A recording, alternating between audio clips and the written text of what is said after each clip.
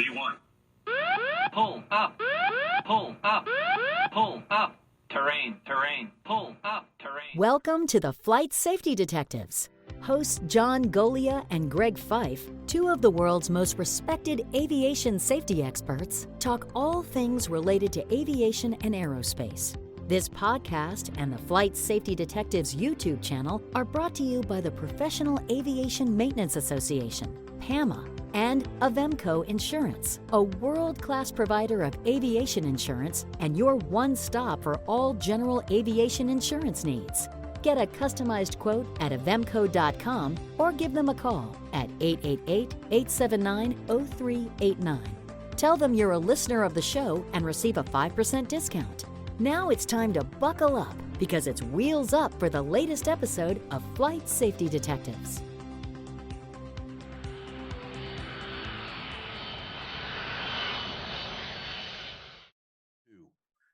Well, hello, gentlemen. It is another episode of Flight Safety Detectives. And we got an interesting accident we're going to be talking about today involving a twin-engine Cessna 310R. Before we get into that, I think this is going to be a good show because in the past, the three of us have talked and dissected other accidents where we talk about the good, the bad, and the ugly.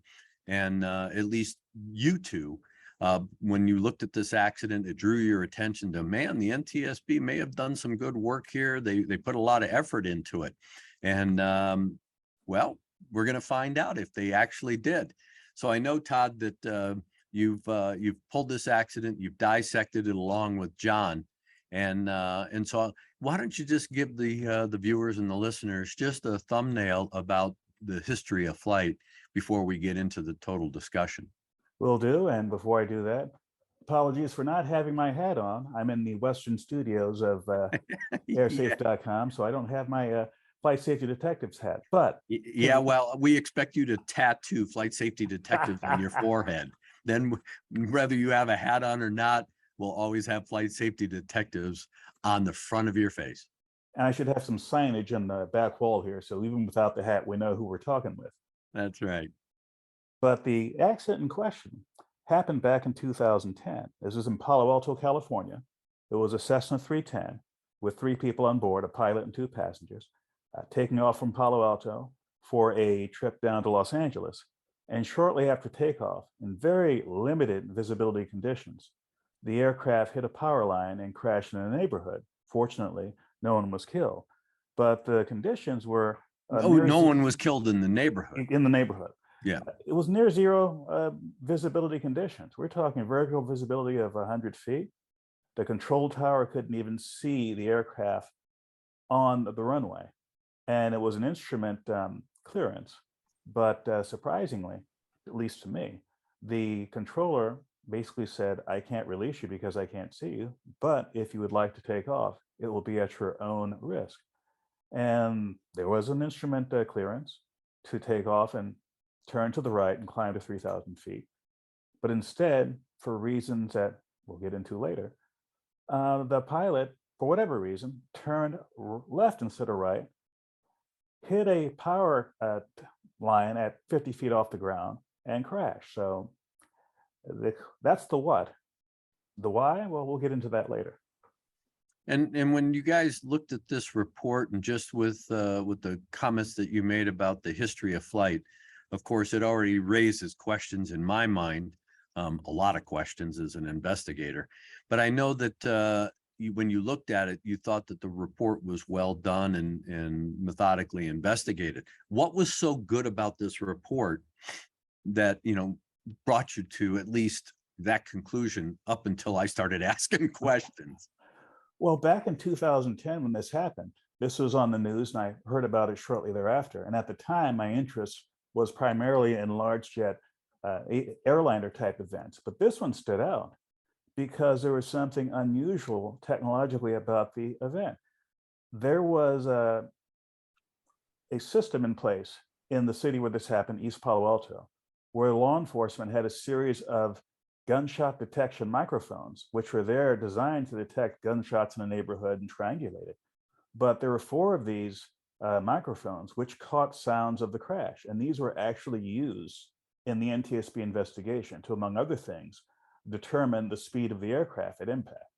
So from that perspective, I thought, well, gosh, this might be one of the first times that we see technology outside of what's usually done for accident investigations, radar tracks, etc., being used in an accident. And fast forward 12 years, just about any accident that happens anywhere near a populated area, there's going to be security cameras, mobile phones, all sorts of other information. You have flight tracking websites that track ADSB. So anything happens in the modern age, it's hard to hide it from official or unofficial sources. And when I saw this in 2010, I thought, wow, I should write about this because that might be important. But after talking with you gentlemen, I think there's a whole lot more things here that are far more important. Well, one of the things that I saw that stood out right away with this report was how much documentation they gave about the on-scene portion of the investigation. Very, very detailed examination of the throttles, all the positions of the flight controls, everything that you could possibly gather from an on-scene investigation seemed to have been mentioned in the report. And they also went into great detail with the engine teardowns, which were sent back to the manufacturer under the guiding eyes of the NTSB, and also the propellers with the NTSB representatives there for the teardowns. So they had great detail about that element of the investigation, which is quite different from what we see today. And again, we don't have all the detail with the pilots. So even though that piece of the puzzle they seem to do a good job of, there's other pieces that leave something to be desired. Well, when you look at the history of flight, in the history of flight, did they talk about what the purpose of the flight was? These were 3 Tesla motor employees. Did they talk about any of the background with regard to, the purpose of them traveling together, where they go into a meeting? Because one of the things that we're going to be talking about later on is, was there some level of self-induced pressure for this pilot to make a decision? Because we're going to talk about aeronautical decision-making, given the weather conditions. Was there any discussion about the background of and the purpose of the flight? There was nothing in the NTSB report that specifically talked about the motivations of why they were flying, but other media reports at the time said that they were going down to Los Angeles for some sort of meeting. And these were, again, 3 Tesla employees. There was only one pilot on board. That was the accident pilot. And then If you read the ATC tapes, it does seem like he's pushing to get out. And that's a concern that we're going to be talking about. So then when it comes to describing the pilot, how did the NTSB describe the pilot with his background, qualifications, and experience? Well, they said that this was a commercial pilot who was also rated as an instructor, who had 2,900 hours total, which is a fairly substantial amount of time for a non-professional pilot. And this was this person's personal aircraft, so this person was very familiar with it. And presumably, because he worked in the Palo Alto area, this was very likely his home airport, or at least an airport that he had used on numerous occasions, which, by the way, only has about a 2,400-foot runway. That didn't figure into the accident investigation, but that's a relatively short runway compared to at least what I'm used to flying out of. Yep, me too. John, when you looked at that, I mean, was there anything that stood out about the pilot, given the fact that he is operating in instrument meteorological conditions, but given his qualifications and experience, was there anything that caught your attention? Not really. He did the biannual review, and there's no comments on that. And he also did a instrument flight check just a short time before the accident. So on paper, he looks like he's very qualified. Did the NTSB follow up with the person or organization that did his IPC? No indication of that in the report. Or in the public docket. And that becomes a concern, which again, we'll talk about later on. That becomes a concern for me, because if he got it a short time before this accident and he's taking off into instrument meteorological conditions, why did he lose the airplane so bad? So again, okay, there's another question and amongst many. And then in the description, John, like you were talking about, they fully examine the airplane and the hardware part of it. John, when you were talking about the examination of the wreckage, was there anything that the board looked at with regard to instrumentation that would have given some hint as to why the pilot turned left? Was there anything with an artificial horizon or an HSI or something that would have given away why he would have not, ascended to 3,000 feet and made a right turn, but he immediately made a left turn at such a low altitude? Well, they mentioned in the report that the physical examination of the steam gauges in the airplane showed that he was 85,000 feet. So the slap marks, so the instruments were going crazy. So the slap marks gave indications of at the time of impact, they'd already been suffering some sort of trauma and not indicating it. That may have come from the impact with the power lines on the pole. And but no reference whatsoever to any of the navigation equipment. And then Todd, I know that you were looking at the ATC. Besides the transcript, did they have any kind of radar data? Had this guy popped up high enough to be picked up on radar yet? There had been nothing in radar. However, because of those gunshot cameras I mentioned, they explicitly used several of those to triangulate where the aircraft was and to also using Doppler shift analysis to figure out how fast it was going. And so they were able to put a fairly accurate depiction of the track of the aircraft. And again, it was going about 200 knots when it impacted the tower of the electrical lines, and about 50 feet off the ground. So had it not been for that, given that this is an aircraft that didn't have a cockpit voice recorder or flight data recorder, they would have had to do more guesswork on that. Well, the thing that immediately comes to mind after you say that is how that airplane got to 200 knots in such a very short period of time. Why is it 50 feet doing that? Did he go up and then, push the nose over, which increased his speed, and he descended into those power lines versus climbed into those power lines versus flew level into those power lines? Immediately after takeoff, even in a Cessna 310, and he was not that far from the airport, what, a quarter, half mile, something like that? It was about 14 seconds from passing over the departure end of the runway to hitting the power lines. So now the question is, how do you get to 200 knots in 14 seconds? That's just, especially when you just rotated and are technically in a climb attitude. How do you get to 200 knots in that airplane? That is very fast for that airplane shortly after takeoff like that. Even if you push the nose over, that airplane still has to accelerate. He didn't have a lot of distance to accelerate. So here are the questions. And if there's nothing in the report, which apparently it sounds like there isn't, okay, now you got to answer some questions. And then on top of all of that, what did they talk about the weather? Did they identify how thick that fog bank was, since it was characterized as fog? The report that was in here, and also the transcript from the air traffic controller, didn't mention the thickness of the layer, just the vertical visibility was, I believe, 100 feet, and less than an eighth of a mile, or roughly an eighth of a mile horizontal visibility. And John, were there any PIREPs that you guys read? None. So we don't know really anything other than what's been reported of a vertical visibility of 100 feet and a horizontal visibility of an eighth of a mile. Eighth of a mile.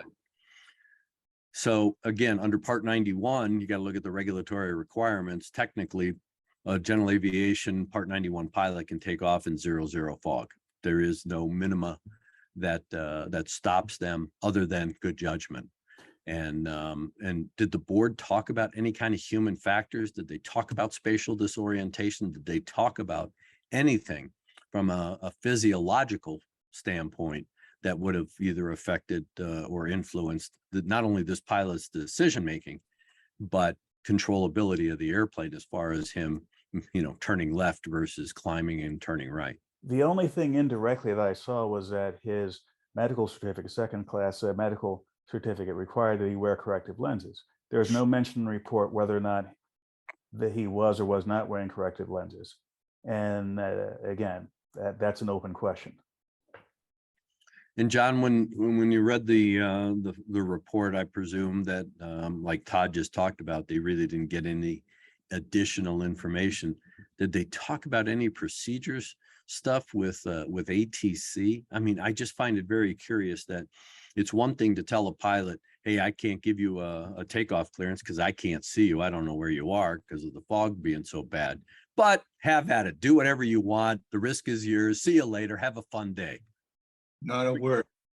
You know, I focused in on that clearance that he gave him, saying, you can do whatever you want. I can't tell you what to do. I just find that astonishing that a controller would make a comment like that rather than just say, I can't give you a takeoff clearance, because I can't see you. And either recommend, I recommend you don't go anywhere, but but you don't encourage him going, hey, but you can take off at your own risk. Have at it. See you later. I would have expected the NTSB to at least have one of their ATC guys examine that kind of issue with other issues and say, that fell within the 711065 controller handbook, or we got an issue with what he said. There is one thing that they left out that confused me a bit, and I'm jumping ahead here. And the probable cause, they mentioned that the pilot's failure to follow the standard instrument departure as instructed. Well, there was a transcript from the air traffic controller that clearly stated a departure, but there's nothing in the documentation that says whether or not this was a standard departure for the airport. So I'm not sure what they meant by that. Well, when you have a SID, a standard instrument departure, it's depicted. It's a prescribed procedure, and the pilot is expected to follow that prescribed procedure. And so part of your clearance is they're going to give you the particular SID that they want you to follow up to a certain point, and you're going to then proceed on course. So again, if that was an actual SID departure that he was given, then there should have been a readback clearance for that particular SID. Did the NTSB use proper terminology when they were describing that? Because, just getting an instrument clearance is not, quote, standard, unless, of course, it's a prescribed standard instrument departure. And unfortunately, there's nothing in the public docket that is a standard instrument departure, or even any mention of anything other than. And there's nothing in the report that shows or talks about it. Just the one mention in the probable cause statement, and nothing else after that. John, go ahead. The tower tapes, and there isn't a report on that. I find that amazing, because there's so much information, since we don't have radar, and at that time we didn't have ADSB. But since we don't have radar information, you would have expected that they would have dissected the air traffic communications, and because, well, there's a lot of questions to be answered. But what was the probable cause that the NTSB came up with after all of this work that they did? Well, let me read you the full statement. The National Transportation Safety Board determines the probable causes of this accident to be the pilot's failure. This is literally their words. The pilot's failure follow the standard instrument departure as instructed, and his failure to attain a sufficient altitude to maintain clearance from power lines during takeoff and instrument meteorological conditions. Okay, there was a slight grammatical error in their statement, but it had no effect on the two statements. One, failure to follow the standard instrument departure, and two, failure to attain a sufficient altitude to maintain clearance from power lines during takeoff and instrument meteorological conditions. One comment, he was told to turn right, he went left. So there would not have been a requirement to avoid the power lines if he turned right. So, and I'm going to tell you what I always tell you when you read, or we read, these kinds of probable causes. That's the most ridiculous probable cause I've ever heard, amongst all the other ones when we dissect these accidents, for the very reason is that you didn't need to leave the office to come up with that. It's obvious that he failed to maintain some sort of altitude for obstruction clearance. Why was he in an area of obstruction when that's not what a clearance was that was given to him, because he should have never been near those power lines had he followed the, climb to 3,000 feet, make a right turn. So that makes, that's just ridiculous. To come up with something that simplistic. And then the second part of that, that you were talking about, to fail to follow the standard instrument departure, that is something totally different than just receiving a clearance to climb and make a right turn. So you need to dissect. They should have dissected those two things. But if that's the only thing they could come up with, then this truly, even if they wrote a diatribe of all sorts of fluff information that went into the report to show how much work they did, it's obvious that when you filter out fact from fiction, there isn't a lot of information to address just some of the subjects we talked about. And we're going to dissect this accident further. So in the next show, we're going to talk about the things that they didn't do and they didn't talk about in depth, because this is not, in my view, regardless of how many words they wrote on a piece of paper, this is not a complete, thorough, and methodical investigation in my book. It may be different with you guys, but just from what you've told me, this doesn't serve general aviation or the aviation public in giving us lessons learned. I agree. It's one thing, and you and I, the three of us have seen these when we read these reports. There are investigators that will shotgun. When I was a unit supervisor and a regional director, and I read reports from other investigators, they'd read a lot of stuff in these reports, and it's like, well, what part of this report is actually pertinent to supporting a probable cause and any recommendations? You put a lot of stuff in here. That's great. I called it shotgunning because they threw a lot of stuff in there. One, I think sometimes to show me how much work they supposedly did, but a lot of it never had any pertinent basis for supporting a probable cause. I live by the premise of accurate thinking involving both inductive and deductive reasoning. And there's a huge difference between the two. As investigators, we want to live in the deductive reasoning world because that is based on fact or scientific fact, versus inductive, where you're coming up with pet theories and hypotheticals and things that you perceive as fact, yet aren't fact. And a lot of these reports that I read lately and that the three of us have dissected on this show is not only inductive reasoning, but it's a poor, it really is a poor effort of inductive reasoning. And it shouldn't be that way. Accident investigation is based on the facts, conditions, and circumstances. And it's asking why until you can't ask why anymore. And we've gone through this process. John and I have dissected it 1,000 times as to what investigators should be doing from a process standpoint. And this, in my book, is a classic example. We've just talked about, well, why did he turn left? Well, you got to figure out why he turned left and why he didn't climb greater than 50 or 60 feet and why he's going 200 knots 14 seconds after takeoff, when in fact he is a commercial certificated pilot with an instrument rating and flight instructor rating, and he just got an IPC shortly before the accident. What is going on? And then, of course, there are a number of other questions that I'm going to ask you guys because I'm putting you on the spot. You guys are the flight safety detective crew, so I'm going to put you guys on the spot in the next show when we try to answer some of these questions and actually identify things that should have been looked at that weren't addressed in this report. All right, having said that, tune in next week. Now, see, now you're just taking over the show, John, without thinking about our other colleague. Before you get to the final word, John, we have to allow Todd to at least give us the second to the last word. Well, I have a couple of words for this. First off, when I first saw this 12 years ago, I was attracted by the shiny objects. Like, ooh, there's something here that I've never seen in an accident report. The sound study. Well, years later, and has been years later, I've become a little bit more mature about looking at these.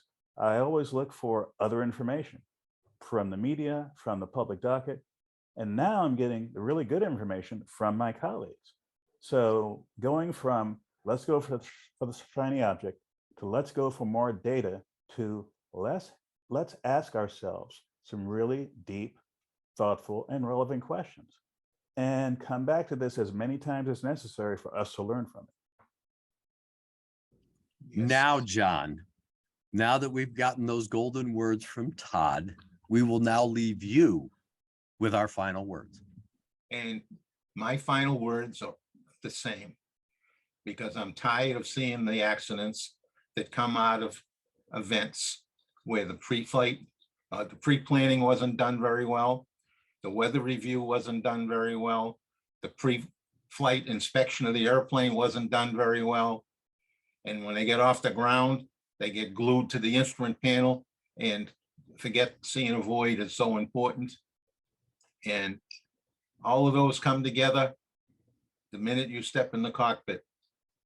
So if you're going to go fly your airplane, do good pre-planning from home or from the hotel, redo it at the airport, recheck your weather, both where you're leaving from, where you're going, and in between.